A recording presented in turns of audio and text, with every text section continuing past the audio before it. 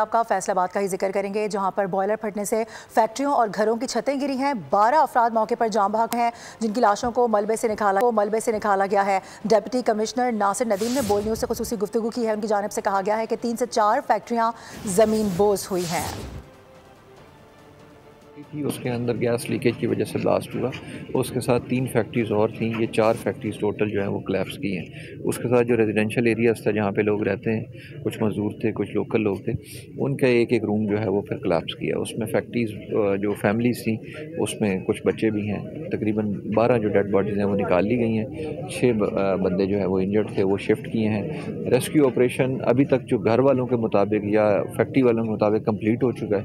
अब लेकिन मज़ीद स्वीपिंग का अमल जो है वो जारी रहेगा और जब तक ये क्लियरेंस पूरी नहीं मिलती मलबा, उस वक्त तक इसका जो है ये ऑपरेशन हमारा। सब्सक्राइब करें और बेल दबाएं ताकि कोई खबर रह न जाए।